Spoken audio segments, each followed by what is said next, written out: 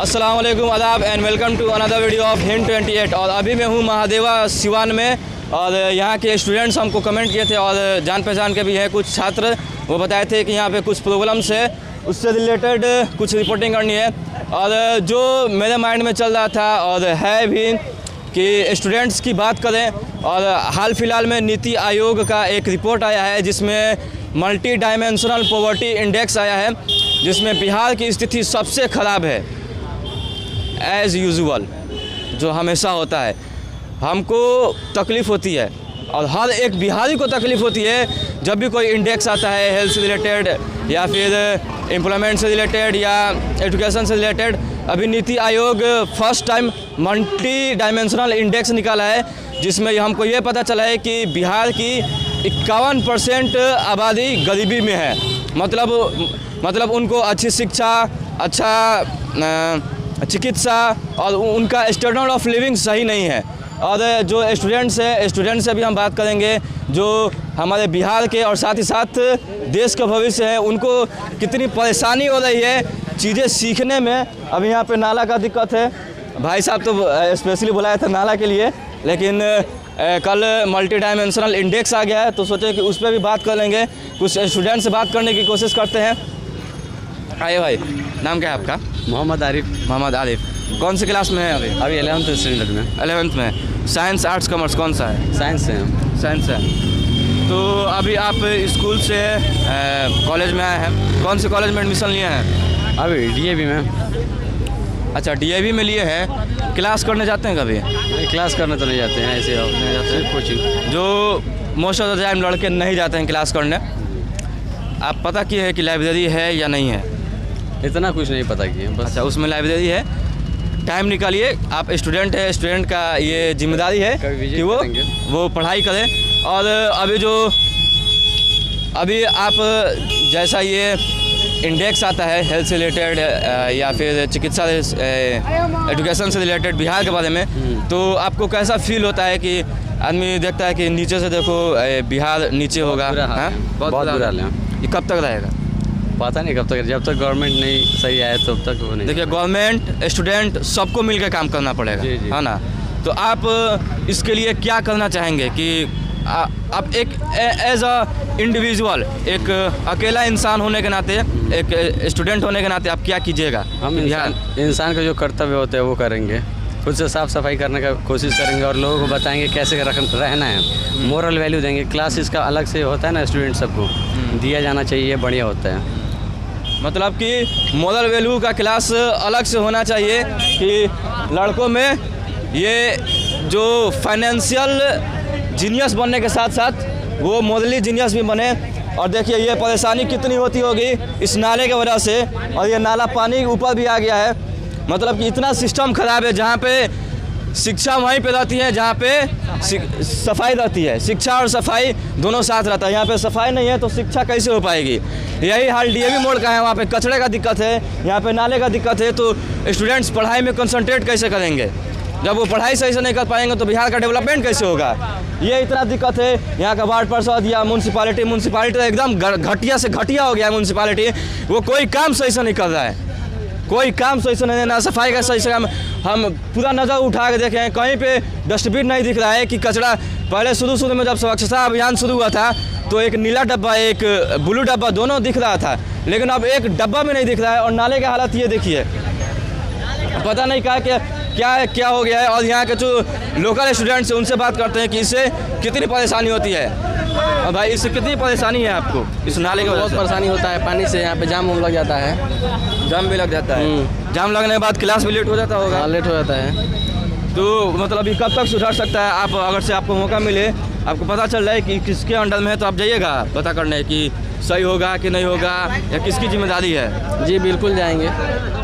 तो आप कभी म्यूनसिपालिटी का ऑफिस भी, DM ऑफिस भी, या जितने भी सरकारी काम करने वाले लोग हैं उनसे भी बात कीजिए। और यहाँ के जो प्रतिनिधि है, वार्ड पार्षद है, वार्ड कमिश्नर है, उनसे भी बात कीजिए। ये कोचिंग हब है, यहाँ पे सारी सुविधाएं मिलनी चाहिए। एक डस्टबिन होना चाहिए और नाले की सुविधा सही होनी चाहिए, पानी की सुविधा सही होनी चाहिए। यहाँ पे पीने वाले पानी का भी इंतजाम होना चाहिए ना? हैं? और भी कुछ लड़कों से बात करने की बात कोशिश करेंगे। देखिए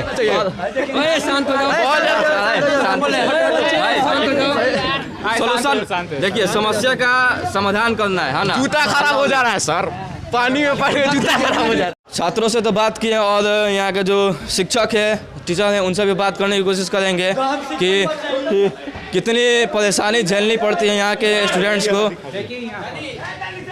ये कोचिंग है और कोचिंग के जस्ट सामने का ये हाल है, गेट के सामने का ये हाल है। यहाँ पे दिखाइए, देखिए ये कोचिंग के सामने का ये हाल है। और आइए इस साइड से भी दिखते हैं। देखिए ये इतनी गंदगी फैली है यहाँ पे, शिक्षा सफाई है नहीं तो शिक्षा में जो छात्र हैं उनका मन कैसे करेंगे। आइए यहाँ के जो शिक्षक हैं उनसे बात करने की कोशिश करेंगे। अभी शिवम सर के हम कोचिंग के प्रांगण में हैं और इनसे बात करने की कोशिश करेंगे कि इनको और इनके छात्रों को कितनी समस्या का सामना करना पड़ता है इस नाले की अव्यवस्था से। सबसे पहले तो इस चैनल को बहुत बहुत शुक्रिया जो यहाँ तक हमारे इस समस्याओं को कवर करने के लिए आए हैं। समस्या नहीं है, ये बहुत बड़ी समस्या है। हम लोग आज से नहीं, बहुत दिनों से जूझ रहे हैं। अभी तो बहुत कम है, लेकिन कम क्या कहेंगे इसको, जब बारिश होती है तो एंकल फिट वाटर माने ऊपर तक बहुत पानी आ जाता है, जिससे बच्चों को बहुत ज़्यादा समस्या होती है।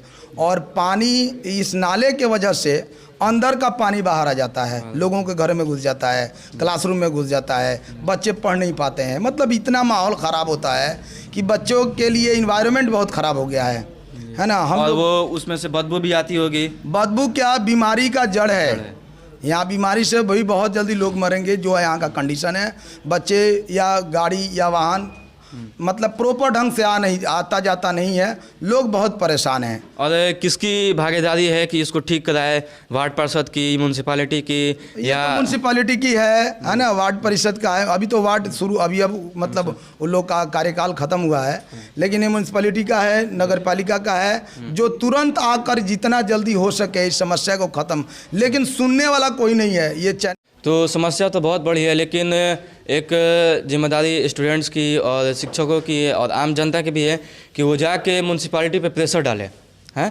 जितना अगर से प्रेशर नहीं डालेगा, वो अपने मन से काम करेगा तो काम तो हो नहीं रहा है, लेकिन हम ज़्यादा प्रेशर डालेंगे तो हो सके कि वो जल्द से जल्द इस काम को करे। तो प्रेशर डालने के लिए यहाँ के जो नागरिक हैं, स्टूडेंट्स हैं या शिक्षक हैं, उनकी भागीदारी कितनी है कि वो जाके दबाव डालें कि जल्द से जल्द इस काम को किया जाए। अगर देखिए प्रेशर की बात है ना, तो प्रेशर अगर दिया ही जाता है तो जिम्मेवारी इसको क्यों कहें।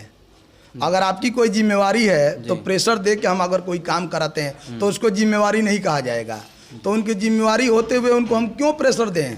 भाई जनता ने काम नहीं कर रहे हैं, हम अब वो काम नहीं कर रहे हैं तो हमको परेशानी है, तो हमको दबाव तो देना पड़ेगा ना। एकदम है, परेशानी तो है और इसके लिए जिम्मेवार होना चाहिए। ऐसा हुआ भी है, बहुत लोग बहुत बार गए हैं, है ना। आप वहाँ जाके देखिए, जो वहाँ का रवैया है, दरवाजे पर तोड़ दिया गया है कि भाई पानी निकले वहाँ से, और अंदर हम लोग गाड़ी, विद्यार्थी गाड़ी, साइकिल अंदर नहीं ला पाता है। कई बार हम लोग कोशिश किए, दुर्घटना के शिकार हो गए बहुत लोग। तो ये सब हमको लगता है कि जिम्मेवारी होते हुए भी इसको नज़रअंदाज किया जा रहा है। कुछ नहीं वो लोग करते हैं, आना करेंगे, मतलब जहाँ तक आश्वासन है। हाँ, बहुत खुशी होती है कि इसके बाद अगर आप करते हैं, ऐसा हो जाता है तो बहुत बहुत खुशी है, और आप मतलब सराहनीय कदम होगा इसके लिए। ठीक है, धन्यवाद, शुक्रिया। और हम कोशिश करेंगे कि म्यूनसिपालिटी के पास जाके वहाँ पे हम इस समस्या को रखें कि वो जल्द से जल्द इस समस्या का समाधान निकालें। आइए कुछ यहाँ के जो छात्र हैं उनसे बात करने की कोशिश करते हैं। भाई आपसे आप क्लास कर रहे हैं क्या? क्लास करके अभी आए हैं? नहीं, अभी जी क्लास करके आए हैं। अभी क्लास करके आए हैं, कौन सा, फिजिक्स का? नहीं, फिजिक्स नहीं किया अभी, तो हम इंग्लिश पढ़ के आए हैं। इंग्लिश पढ़ के आए हैं। और यहाँ पे क्लास करने आते हैं तो आपको कितनी समस्याओं का सामना करना पड़ता है इस नाले की वजह से, या और भी कोई समस्या हो तो आप बता सकते हैं। सबसे पहले तो मैं इस चैनल को तहे दिल से नमन करता हूँ। मेरा नाम विनीत कुमार सिंह। सबसे पहले आते हैं तो नाले की प्रॉब्लम होती है, साइकिल लगाने की प्रॉब्लम होती है। इससे पहले हम डीके सर से यही कहना चाहते हैं कि सबसे पहले कैंपस को आगे जो मीट की दुकान है उसको बंद किया जाए, क्योंकि मीट की दुकान है आगे सामने। यही कहना चाहते हैं कि किसी भी कॉलेज या कोचिंग खोलने से पहले साफ़ सफाई की ज़रूरत है, कि बच्चे को कोई प्रॉब्लम ना हो सांस लेने में, ये सब को ध्यान रखना चाहिए डीके सर को। और जो नाले की प्रॉब्लम है, इस नाले को बनाया जाए। साइकिल रखने में इधर रोड पर भीड़ लग जाती है तो गाड़ी वाड़ी आती है तो प्रॉब्लम होती है, बच्चे कभी गिर जाते हैं नाले में तो हाथ गोड़ टूटने के और जाम की भी समस्या हो जाती है, जाम पर। और यहाँ और भी स्टूडेंट से बात करने की कोशिश करेंगे। भाई आपका नाम क्या है? अमृत सिंह, अमृत सिंह। कौन से ईयर में क्लास आपका? 11th में। आपको कौन कौन सी समस्याओं का सामना करना पड़ता है यहाँ पे क्लास करते हुए? जनरली आने के समय वहाँ पे थोड़ा कभी कभी नाली का पानी गिरता है, जिसके कारण बच्चों को पढ़ने आने में थोड़ा दिक्कत होता है। हम यहाँ के जिला परिषद जो भी है उनसे कहना चाहते हैं थोड़ा नाला की व्यवस्था को सही कराएं। और देखिए आप देखते हैं भाई आज का समय है, जो वहाँ पे आप पढ़िएगा तो अभी आप कुछ कर पाइएगा, और पढ़ाई की व्यवस्था सही रहेगा तब आप कुछ कीजिएगा। तो firstly I say to everyone, please keep safe and be smart too when we are यहाँ पे आते हैं आप पढ़ने के लिए पढ़िए। पढ़ने का मतलब आप अपने देश के भविष्य हैं, और आप ही पे आपका देश टिका हुआ है। मान चलिए हम लोग छात्र हैं यहाँ के, तो हम ही लोग इस देश के भविष्य हैं। तो हम चाहते हैं यहाँ पढ़ाई लिखाई का माहौल अच्छा सही रहे और साफ़ सफाई का खासा ध्यान रखा जाए, साफ सफाई नीट क्लीन। अगर हमारा हेल्थ अच्छा रहेगा तभी ना हम अच्छे से पढ़ पाएंगे। तो हम लोग और शिक्षा और सफाई दोनों साथ में रहती है। सफाई ना हो तो शिक्षा में मन नहीं लगता है और शिक्षा सही से नहीं हो पाती है। ये देखिए हेल्थ जो होता है फर्स्ट प्रायोरिटी होता है। आपको पढ़ना है अच्छा। देखिए कोई भी बच्चा है, आप 11th में कम से कम आपको 12 से 15 घंटा पढ़ना पड़ेगा, तभी आप अपने देश के लिए कुछ कीजिएगा। तो देश के लिए कुछ कीजिएगा तो सबसे पहले आपका तो हेल्थ चाहिए। तो हम हेल्थ को सबसे फर्स्ट प्रायोरिटी हेल्थ को देते हैं कि हेल्थ ही। और सफाई नहीं रहेगा तो हेल्थ का तो कोई सवाल ही नहीं होता है। कैसे पढ़िए क्या, मान लीजिए कुछ करना होगा तो उसके लिए आपके पास एक बेटर हेल्थ होना चाहिए। तो दैट्स ऑल।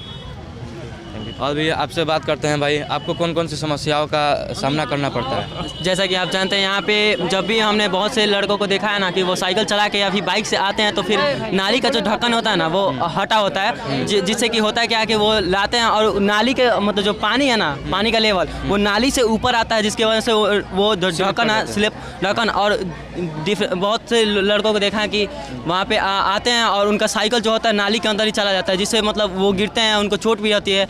यहाँ पे मतलब यहाँ का जो हमने देखा है जो नाली है बहुत ही ख़राब है, हम कह सकते हैं। कैसे उसका ढक्कन टूट जाता है और जो नाली का पानी होता है ना वो नाली से ऊपर आता है, जिसके कारण वो ढक्कन वहीं पे खाली होने की वजह से जहाँ पे डिफरेंट अपना साइकिल लाते हैं, जिसके कारण वो नाली के अंदर ही वो साइकिल चला जाता है और बहुत ही परेशानी होती है। तो समस्या तो बहुत सी है जी। तो अभी महादेवा के सबसे माने जाने जो फिज़िक्स के टीचर हैं DK सिंह, उनसे बात करेंगे, उनके ऑफिस में है। सर यहाँ के जो बच्चों से हम अभी बात किए हैं तो ये बच्चे बोल रहे हैं कि नाले का प्रॉब्लम बहुत ज़्यादा है और बारिश के टाइम में परेशानी और भी ज़्यादा बढ़ जाती है। लेकिन अभी तो बारिश का मौसम जस्ट ख़त्म हुआ है, लेकिन फिर भी अभी परेशानी है। पानी ज़्यादा होता है तो वो नाले से बाहर आ जाता है, बच्चों की साइकिल उसमें धंस जाती है, जाम की भी समस्या होती है। तो ये समस्या कब तक रहेगी समस्या कब तक इसका? सबसे पहले तो मैं आपके हिंद 28 को जो है बधाई दूंगा, और मैं ये कहूँगा कि आपने जो मुद्दा उठाया है बड़ी सटीक मुद्दा है। पिछले हम लोग 4-5 महीने में इतना झेले हैं बारिश की वजह से इस पूरे इलाके में। मतलब जो महादेवा रोड के पूरब साइड वाली नई बस्ती की एरिया है, इसमें हर रूम में पानी घुस जा रहा है। इवन हम लोग के क्लासरूम में तो लगभग 2 फीट तक ले पानी भरा हुआ था, लो बेंच जो है पानी में डूब गया था। और जो ग्राउंड है इसमें तो लगभग हम लोग कह लें कि कम से कम 2 फीट के आसपास पानी था। यहाँ बच्चों के पढ़ना क्या, यहाँ के मतलब बच्चे तो मान लीजिए हम क्लास छुट्टी कर दिए, बच्चे अपने अपने घर चले गए। पढ़ाई तो ऐसे भी लॉकडाउन की वजह से भी डिस्टर्ब हो रहा था और बारिश की वजह से भी काफ़ी डिस्टर्ब हुआ था। बट यहाँ देखें तो जो रहने वाले लोग हैं जिनका यहाँ अपना घर है, वो लोग का भी लाइफ बड़ी जो है मतलब कह लें कि काफ़ी टफ हो गया था। वो लोग को यहाँ रहना मुश्किल काम हो गया था और छोटे छोटे कीड़े मकोड़े मच्छर वगैरह की संख्या इतना ज़्यादा हो गई थी कि लोग काफ़ी बीमार भी हो रहे थे। तो मैं तो सरकार से यही अनुरोध करूंगा, या जो भी लोग नगर पालिका में हैं जो इस व्यवस्था को देख रहा है, वो लोग जितना जल्दी हो सके, अभी मौसम ठीक हुआ है, चारी और मिट्टी उट्टी भी मिल रहा है, तो अगर रोड को जल्दी से मरम्मत करवा दें तो ज़्यादा बेटर होगा, सबके लिए बेटर होगा। चूँकि सरकार इसीलिए बनाई जाती है कि हमारी प्राइमरी व्यवस्थाओं को जो ध्यान दे। कोई भी आदमी वोट देता है। जो शिक्षा है वो किसी भी देश के लिए सबसे ज़रूरी चीज़ होती है कि शिक्षा डेवलप हो, शिक्षा स्तर उसका सही हो। लेकिन जहाँ पे बच्चे सिवान के इतने तादाद में बच्चे पढ़ने आते हैं, वहाँ की सुविधा इतनी ख़राब है, तो बच्चों के पढ़ाई में भी मन नहीं लगता होगा, बच्चों की पढ़ाई भी सही से नहीं हो पाती होगी। तो ये बहुत बड़ी समस्या है, इसका समाधान निकालना बहुत ज़रूरी है। तो यहाँ शिवम सर से बात किए हैं, बोले कि आदमी बहुत बात किया है लेकिन कोई समस्या का समाधान नहीं निकल रहा है। तो अब शिक्षकों की, यहाँ के आम जनता की और स्टूडेंटों की कितनी भागीदारी है कि वो म्यूनसिपालिटी पे प्रेशर डालें कि भाई ये बहुत बड़ी प्रॉब्लम है, इसका जल्द से जल्द समाधान करें। तो इसके अनुसार आप क्या कदम उठाने वाले हैं, या स्टूडेंट्सों के क्या बोलेंगे, या आगे यहाँ के आम नागरिक को क्या बोलेंगे कि दबाव डालने के लिए? सबसे पहले तो जैसे ये न्यूज़ की जो तरीके हैं या न्यूज़ मीडिया का जो रोल है, ये हमारी बातों को सरकार के या उस विभाग के पास पहुंचाने का बहुत आसान जरिया है। अगर हो सकता है कि सब आप बच्चों से भी जो है इसके लिए इंटरव्यू ले सकते हैं और बच्चे क्या कहते हैं, अगर इसके माध्यम से ही अगर सरकार समझ जाती है तो बहुत अच्छी बात होगी।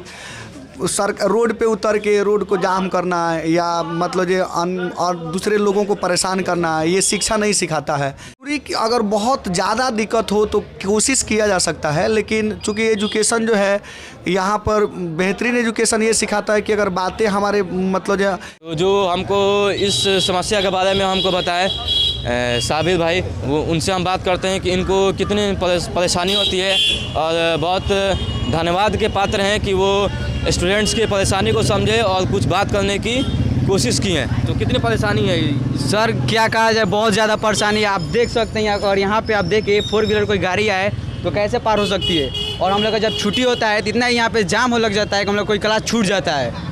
अब क्लास होता है 1 घंटे का, जिसमें हम लोग को 20 मिनट 30 मिनट इधर ही लग जाता है पार करने में, तो हम लोग पढ़ेंगे कितने देर?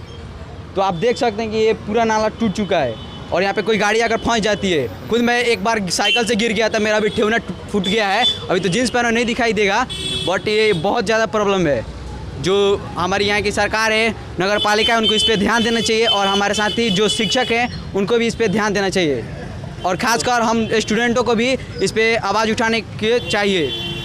जो डीके सर बोले कि उसका समरी ये है कि जब मीडिया से ही काम हो जाए तो स्टूडेंट्स को ऐसे चीज़ों में भाग लेने की ज़रूरत नहीं है। तो हम अपने तरफ से पूरी कोशिश करेंगे कि शिक्षकों को, आम नागरिक को ज़्यादा परेशानी झेलने की ज़रूरत ना पड़े। Thank you.